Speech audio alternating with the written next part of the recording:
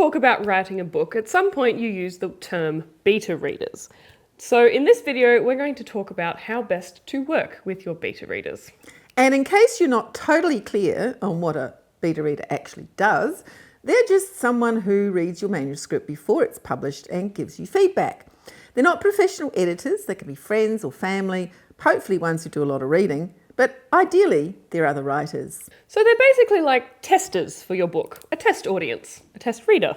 Exactly. When you write a book, you know what you're trying to say, but that doesn't mean that you've actually said it clearly enough for someone else. You're just too close to your own words to see the gaps. So beta readers help you find out if your story is coming across the way you think it is.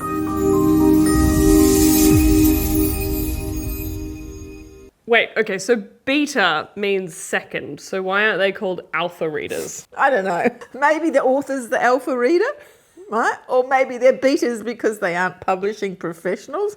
I didn't assign the word. Just makes me think of werewolves. Maybe I've I read know. too much fantasy romance. I know. Well, it is. I mean, I did always wonder what is a beta reader and why are they called a beta reader? Because they are your first readers. Yeah, maybe because you give multiple beta readers. That's right? true. There's not just so one. There can only be one alpha. Right.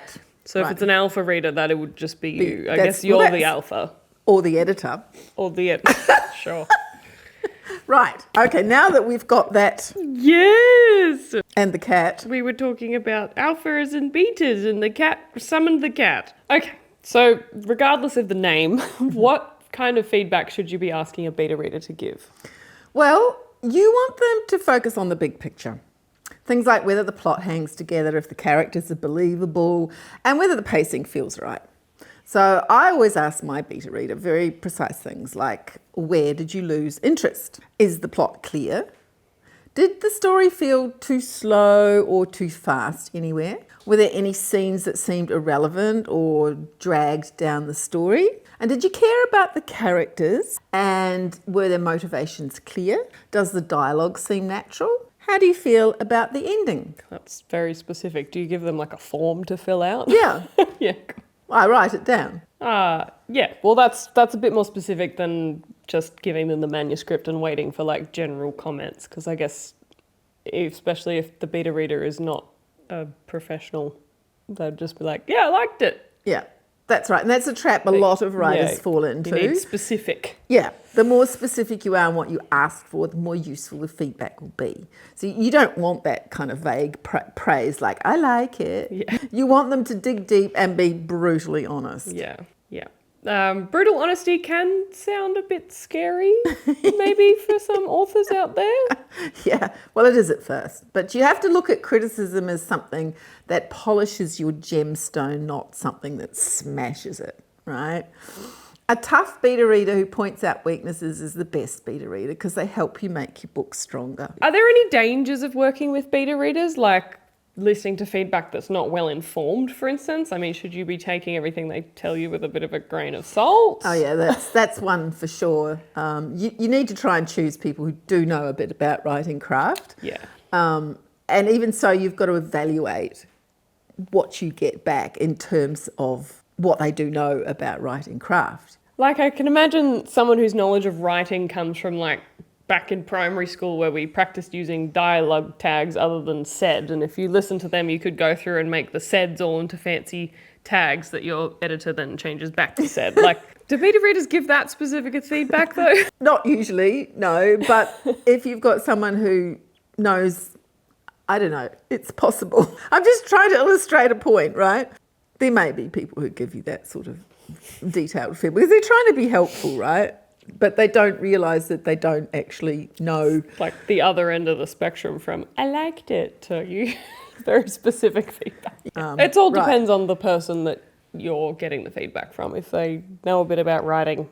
Yes, but I think the thing is, in like that kind of instance, is if someone said there's too many saids, there's probably too many saids. The fact that they've suggested a way of changing that issue that isn't a good solution doesn't mean that the problem isn't there, right? Yep. So you just look at it, go, okay, there's too many saids, but hopefully you know, after watching our previous videos, check them out, that there are better ways to lower the number of SEDs than turning them all into fancy tags. Yeah. In the end, regardless of how much they know about writing, I think that if they pick something up, then there's something there you need to look at, even if the suggestion they make for fixing it isn't the best suggestion. Yeah, that's fair enough. Any other dangers when working with beta readers? Sure. Well, the biggest one comes when you use friends and family who really don't know anything about writing and they just want to be encouraging. So they tell you it's wonderful, regardless of how they feel about it. And even if you tell them not to spare your feelings, they don't want to jeopardise their relationship with you. So they won't tell you they don't like it, right? And you can come away thinking your book is really great and you get a really big shock when your editor tells you all the issues. So overall, it sounds like the best idea is to not use friends and family.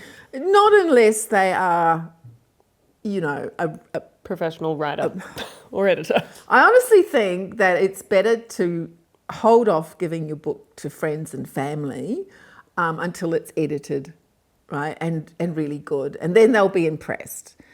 And then you can ask them for a review, which I think is a much better way to use your friends and families. I mean, you wouldn't believe how often authors tell me that their friends have said all these wonderful things about their work, and it's clear that their friends have absolutely no idea what they're talking about. So paying too much attention to people without knowledge of the publishing industry is a bit of a danger, correct? Yeah. Yeah. Yeah. I mean, if your friends who aren't editors or cover designers or writers or publishers say they don't agree with something that your professional team has suggested, who are you going to listen to, right? Logically, are 4 friends with big opinions and no credentials, has their opinion more valid, right, than one professional editor? That sounds like it might be coming from some personal experiences you've had, Tahlia. Well, yes. No comment. Yeah. Anyway, the thing to remember is that the reason beta readers are free is because they aren't editors or publishers. And even authors don't always know as much about writing as they think they do. So take beta readers' feedback with caution, but they're definitely a very useful step in the process, right? Yeah, but you know, basically don't make changes in your manuscript that don't feel right to you just because someone has said you should, and that includes editors, right?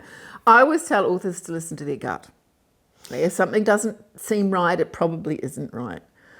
And if you're getting a lot of different opinions on your books, you don't know who to believe, then don't make any changes, just head off to an editor. So what can you do if you don't know anyone who knows about writing enough to be a good beta reader? Like if all I've got is my friends and family or like going to a professional editor, there's no like middle ground. You just go to the editor. I mean, editors do everything that a beta reader would, and a lot more, of course, but they have the knowledge and the expertise. And you're paying for that, but you can trust them, right, assuming that you don't get a $150 edit from Fiverr. Yes.